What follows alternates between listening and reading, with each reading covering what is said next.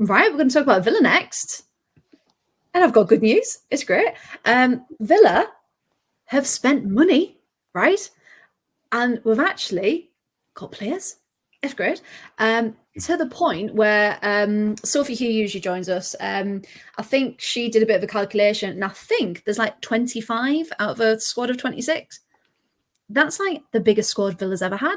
If we can all just take a moment and appreciate that business.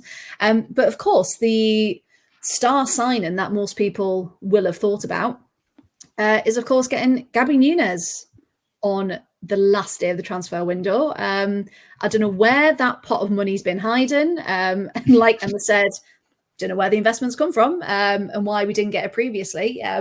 But it feels like Villa as a club have really stepped up and they've gone, right, okay, there is a future in the women's game. We need to show our support, our longevity, our investment. Like, we need to put everything in it and be very open about that. So the fact that we've brought in players who maybe aren't household names unless you're more into European football. But if you look at people like, get me this up, Missy Borkerns, of course, no one expected that one. Chastity Grant from Ajax signed Miri Taylor on a permanent transfer. Paula Mas as well came from Levante, fantastic in pre-season. She's been Katie Robinson, who people who have watched quite a long time. When she first was announced, everyone went, "Oh, okay." Did we need her? Yes, the answer is yes. She's, again, in pre-season, she's been brilliant. And Sabs D'Angelo, of course, from Arsenal. I know, Paul, you said about Villa getting the better end of the deal. I think so, because Daphne, for us, never really settled. You could tell it was a stepping stone club, and she was very honest and open about that. But again, Sabs has shown, there she is. Hi, Sophie. She's listening in the car. And Sabs has come with us, and she's so lovely. If anyone's ever kind of been in and about, she's just the personality that's really going to fit a Villa.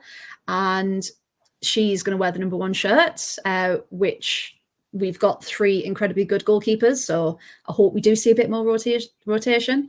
But yeah, honestly, it's been a brilliant market for Villa. Very, very impressed. And I went to 1 pre-season, and apart from the 2 goals that they let in against Charlton that were a bit dodgy, the rest of it, we've looked really, really strong. Again, agree with Emma. Tomas looks amazing. A bit like Miri Taylor. So really strong, not afraid to put a tackle in.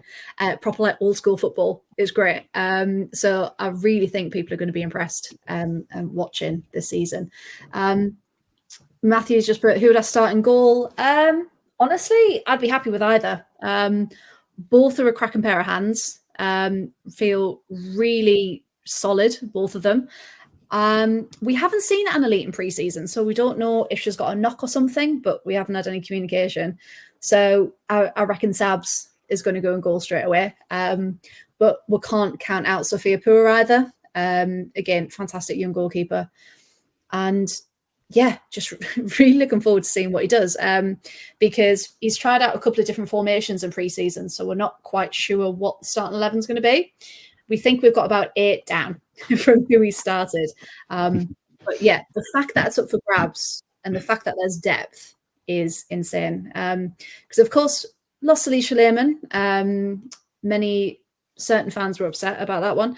But she's having a cracker time at Juventus. So it's, again, the best of both worlds. We were a bit gutted to lose Simone McGill to Birmingham City, but she never really got going for Villa. So I'm glad she stayed in the Midlands. Glad she's got a team that are going to play her.